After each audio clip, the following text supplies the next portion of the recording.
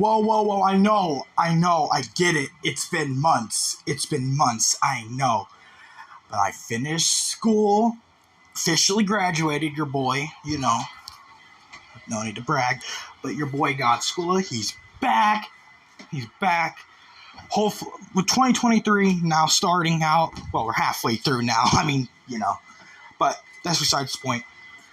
I've been neglecting my YouTube channel for a really long time, but I gotta come back in some way. But now that I finished school, I now finally have the time for that. What better way to start off with a Spider-Man movie tier list? These are all the movies that are exclusive Spider-Man titled movies. He's the main character. It's all about him. That's what the criteria is. And also another criteria, this is my fucking opinion. So, if y'all really, I know some of y'all are going to disagree with some of my picks for this. I know there should be some probably angry comments, but, that's the power of an opinion, folks. People have opinions. But let's start this boy out. Spider-Man 1, a perfect superhero origin story. The start of probably one of the weirdest trilogies ever. Well, not really weird. The third one got really weird. But in terms of trilogies, this was really good. We're going to have to see what the Spider-Verse trilogy gives us because we don't have the full trilogy yet. But in terms of trilogies, this is the best Spider-Man trilogy. But where would I put Spider-Man 1? It's not perfect. It isn't perfect. I'm going to have to put it in A tier. A really good pick. A really, really good movie. I didn't see this in theaters because, I was like, it came out in 2000. I wasn't even alive yet, so there was no way I'll be able to see it in theaters. This movie came out 2 years before I was born, so obviously I wouldn't be able to see it. But now, I have them on DVD. I've seen all of them. I fell in love with them. I love them. A tier is a perfect spot for Spider-Man 1. Moving on to Spider-Man 2. Wow. What a drastic improvement. Like, not that the first movie was bad, it just, I don't know. But this movie, people say this is the best Spider-Man movie of all time. While I very much disagree with that, it's definitely, top 5. It's definitely top 5 Spider-Man movies of all time. It isn't the best Spider-Man movie of all time, but it's definitely top 5. So definitely Spider-Man 2 is S tier. The scene on the train is probably one of the best Spider-Man scenes you'll see of all time. The reveal to Mary Jane that Peter is Spider-Man, and that how she realized why Peter wasn't there for her, because he was fucking Spider-Man. I mean, yeah. Whew. I'm glad Spider-Man 3 has gained cult following. People hated it when it initially came out. I always loved it. I didn't see this in theaters. I was like 3 or 4. I didn't see it in theaters. Saw it on DVD. But yeah, this was really good. It's not as good as Spider-Man 2 because of all the conjumbled mess. Having 3 villains was really bold. Was really a really bold choice. But, the studio forced Sam Raimi to put Venom in the movie. I personally love Venom. Sam Raimi doesn't. That's his personal taste. But he did his version of Venom. And I liked it. I mean, I like the black suit. The black suit's definitely, at least top 3 suits of all time. I'm sorry. Bro, this suit is fucking awesome. Na-na-na-na-na-na. The scene when he's on the fucking, the fucking skyscraper, when he first becomes the symbiote, when the symbiote finally comes onto him, perfect. And The score, oh my god, the score, bro. The score of this movie, bro. I can't put in the words how amazing. But the perfect spot for Spider-Man 3 is A tier. Oh, we're getting to the nitty-gritty now. This is the first Spider-Man movie I've seen in theaters, The Amazing Spider-Man 1. I fell in love with it ever since. I always loved Andrew Garfield as Spider-Man. I always loved his movies. TASM 1, to me, it's my personal favorite Spider-Man movie of all time. Hot take, I know, but I don't know what it is. I just fucking love it. I love the suit. It's the most unique suit in the history of Spider-Man. It's so spider-like. That's why I fell in love with this. It was so spider-like. I don't know what is about it. People roasted this suit. They said it was bad when it initially came out. They said it was horrible. Horrible. But I always loved the suit. People were calling it like Basketball Man or something. Don't disrespect the GOAT. This is the GOAT suit. This is a GOAT movie. This is the best Spider-Man movie of all time. Till this day, no Spider movie has come close to this, in my personal opinion. Some have gotten a little close, a little bit, but none of them has gotten close to my favorite, TASM 1. So obviously, it's an S tier. Obviously, it's an S tier movie. Ooh. Since I made a review on the TASM series,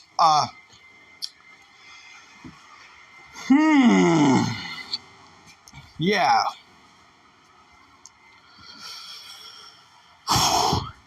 This is gonna rile up some feathers, I can already tell. I already saw some of the comments in my review saying the movie was garbage. Which, no, it's not garbage. It's not as good as TASM 1. I'll give you all that. The plot, it's kind of hit or miss. You would have to have a certain kind of taste to love TASM 2. I love Electro as the villain.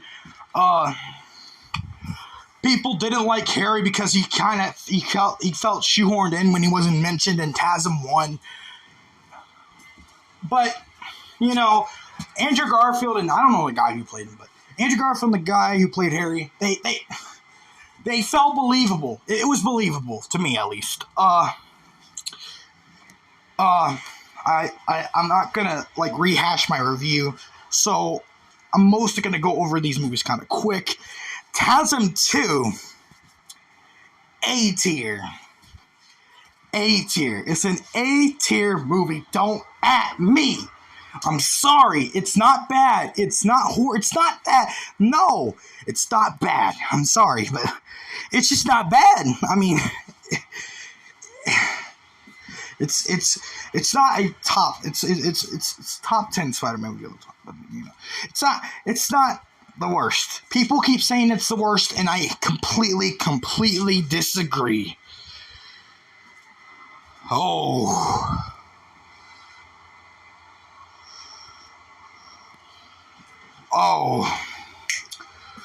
Oh, this is gonna rile up some feathers. MCU Spider-Man. What? I know my boy J-Dos would agree with me on this. Tom Holland is definitely the worst Spider-Man. I'm sorry.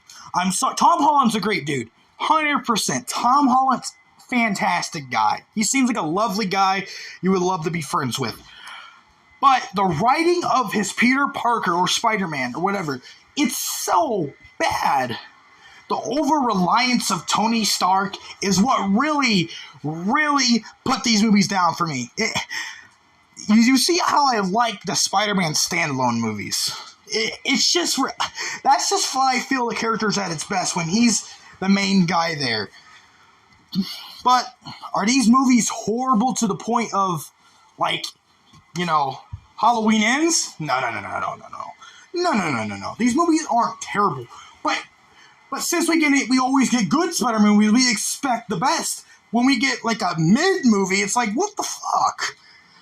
So Spider-Man Homecoming, unfortunately, it has to go in C tier.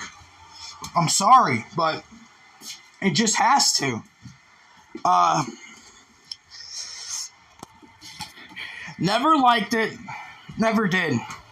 I never really got connected with Tom Holland's Peter. I never got him. I never got him like some of you got. And it's okay if y'all like this movie. I'm not shitting on y'all. If y'all find enjoyment in these movies, bravo. Bravo to you. But for me, Spider-Man Far From Home. Wow. Man, people really like this movie. Even some of my friend groups I have on Discord, they love Spider-Man Far From Home. But I really don't like it. I understand that Tony Stark was a very important figure in this Peter Parker's life. But, like, it felt so excessive. I don't know what it is. I know if the villain, it had nothing to do with Peter. Like, if Mysterio had something to do with Peter, if Peter did something to Mysterio, and Mysterio's being a villain because of him, that would be understand. That's why the Sam Raimi trilogy always loved me, because the villains always reflected something about Peter. Peter caused him in a way. He did. They always connected to him in some way. Whether if he caused it or whatever. That's what I loved about the Chasm movies and in the Sam Raimi trilogy. Peter kind of created the villains, or the villains related to him. But Mysterio has nothing to do with Peter. He's all about. He's a failed Stark employee. What the fuck does that have to do with Peter? Oh my god. Before I get into a rant, unfortunately, this movie isn't terrible. It's gonna have to be in C tier along with its homecoming brethren. Spider-Man Into the Spider-Verse. Ooh. When I saw this shit in theaters, I was kind of skeptical. I was skeptical at first. A Spider-Man story focusing not on Peter, but Miles Morales. Just 7 years after Miles Morales was created. That was crazy. It took a while for Peter as Spider-Man to get his movie. Spider-Man was created in the 60s. It took almost over 40 years to get a movie, but it only took 7 years for Miles. That's pretty fucking crazy when you think about it. But this movie, wow, could I have been so wrong? I was skeptical, but I did go to see it in theaters, and I fucking loved it. This movie is a love letter to everything Spider-Man. My God, the animation alone, top fucking tier. It's just top tier. I don't know what else to say. When you see this on your screen, you do not want to animate anything in SFM or anything in any animation program. You don't want to do it because you know you can never beat that. You can't beat it. It revolutionized animation. It really did. But I don't know what else I can say. I love the dynamic between Peter B, Miles, and Gwen. I love that. I love the extra. I love the. I love all the extra Spider-Men that come alongside Miles, Gwen, and Peter. I love them. They all have very different fighting styles. It was just. I don't know what else. I don't know what's been said about this movie that hasn't been said. It's just perfect. It's an S-tier movie. Don't at me. Spider-Verse, Into the Spider-Verse is an S-tier movie. It's one of the GOATs. I have no problem putting it in with one of the GOATs.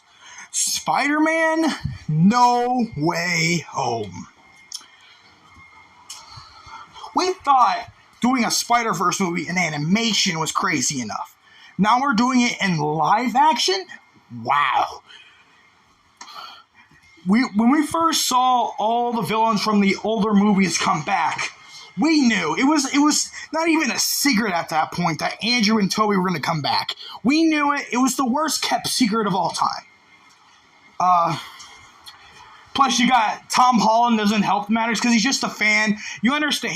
He's so excited for these movies that you can he's just a fan like us, but like he just spoils the movies too much. This is why you can't really watch a Tom Holland interview or watch him do anything because he'll probably just spoil the movie. But that's he spoiled that. This is basically going to happen. But the concept of the three live-action Spider-Man coming together, I don't know. I liked it when it first initially came out, but then as the hype died down, there's a lot, and I mean a lot of plot holes in this movie. People, as soon as this movie came out, they would always put it in S tier, saying it was one of the best. While it is the best MCU Spider-Man movie, it is far from the best Spider-Man movie. But bringing back Toby and Andrew, that was just a love letter to Spider-Man fans. For the most part, this was really a Spider-Man standalone movie. For the most part, Doctor Strange is there, but it's mostly a standalone movie, which I liked. It was mostly just Peter, but I like Doctor Strange's inclusion. I mean, he didn't steal the show from Peter, but I felt this was the best MCU Spider-Man. This kinda fixed MCU Spider-Man for me. There still has to be more to fix this fully for me to actually get behind this, but it's starting to fix it. Now with the new college trilogy or whatever they're gonna call it, because they call this was the Homecoming trilogy. Now I don't know what they're gonna do with the next trilogy, whatever it's called. Hopefully, Spider-Man No Way Home ended in such a fantastic way. Like Peter was all alone. Usually in all these movies, in any iteration of Spider-Man, either if a Gwen or MJ dies, Peter would have an Aunt May there. And if an Aunt May died, Peter would have an MJ or a Gwen there. He has none of that. He is alone. Completely alone. Major consequences to his actions. Now I can understand that there wasn't very big major consequence for Peter in the other movies because, he's a kid. You can't really punish him that hard. But that's besides the point.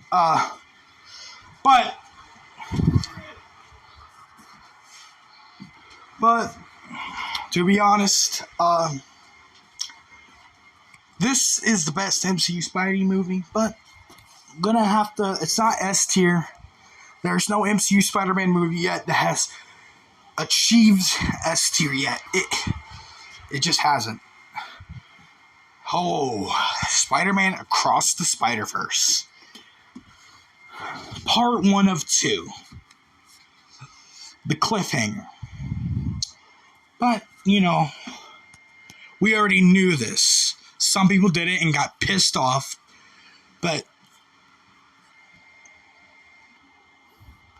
But this is a great Spider-Man movie. And to be honest, I love it on par with Into the Spider-Verse.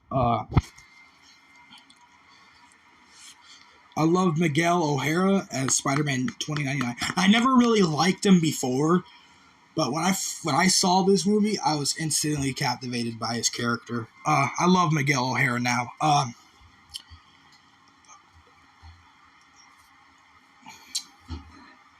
Some of the movie was filler, but, this was a better constructed movie than most Spider-Man movies, but it is, in fact, S tier, along with Into the Spider-Verse.